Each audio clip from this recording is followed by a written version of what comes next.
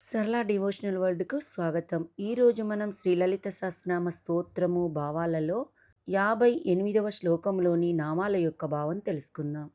చతుషష్టుపచారాఢ్యా చతుషష్టికళామయీ మహాచతుషష్టికోటియోగినీ గణసేవిత. ఈ శ్లోకంలోని మొదటి నామము చతుషష్ట్యుపచారాఢ్య.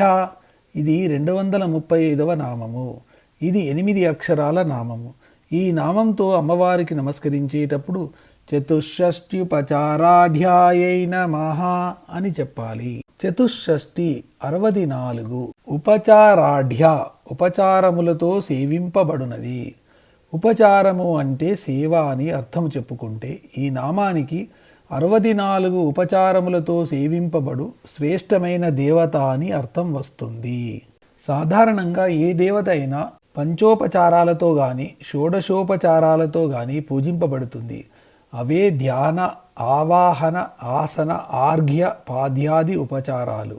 కానీ లలితా అమ్మవారికి 64 ఉపచారములతో విశిష్టమైన పూజా విధానము కూడా ఉంది.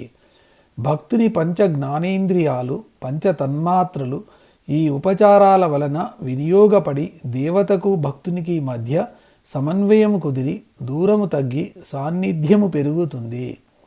విశిష్ట పూజలో అమ్మవారికి చేసే ఉపచారాలు అనుబంధంలో ఇవ్వబడినవి. ఉపచార పదాన్ని ఉప ప్లస్ చారగా విడదీస్తే సమీపముగా చరించడము అని అర్థం వస్తుంది. భూమి చుట్టూ చంద్రుడు తిరుగుతాడు. ఆ భూమి చంద్రుడితో పాటు సూర్యుని చుట్టూ తిరుగుతుంది. ఇలా తిరగడంలో సూర్యుని వెలుగులు చంద్రుని పైన పడి స్వయం ప్రకాశం లేకపోయినా చంద్రుడు కూడా ప్రకాశంగా కనిపిస్తాడు. అయితే ఈ సూర్యచంద్రులిద్దరికీ మధ్యలో భూమి అడ్డు వస్తూ ఉండటం వలన రోజుకో రకంగా చంద్రుని వెలుగు పరిమాణం మారుతుంది. చంద్రుని యొక్క మారే వెలుగుల పరిమాణాలనే చంద్రకళలు అంటారు.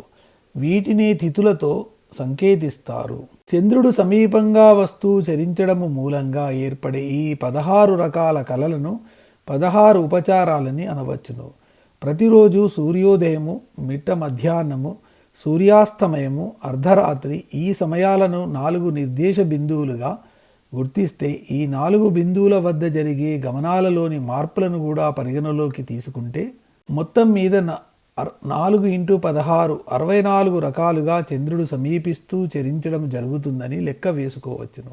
ఈ 64 రకాల సమీప గమనాలను 64 ఉపచారములుగా సంకేతిస్తారు. ఈ సాంకేతిక విద్యలో సూర్యుడు ఆత్మను, భూమి దేహాన్ని, చంద్రుడు మనస్సును సూచిస్తారని తెలియాలి.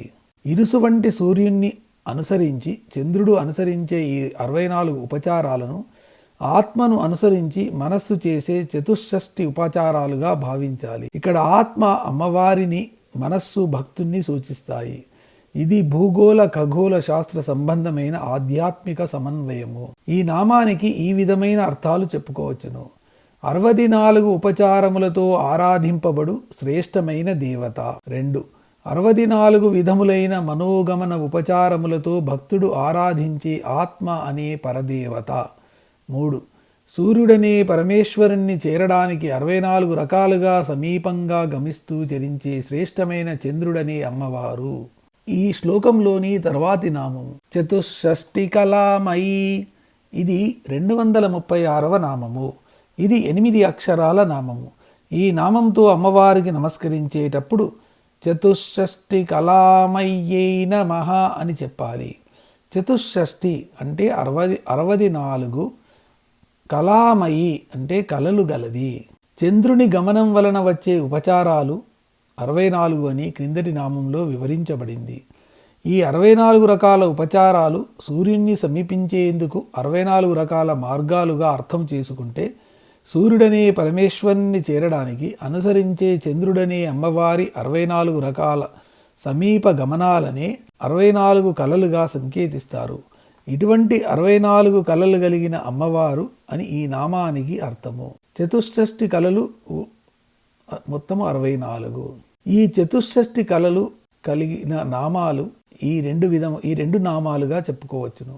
1 64 కళలు కలిగినది, 2 చతుషష్టి కళాస్వరూపిణి అని ఈ నామానికి అర్థాలు చెప్పుకోవచ్చును.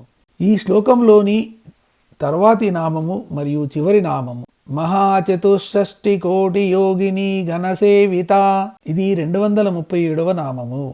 ఇది 16 అక్షరాల నామము.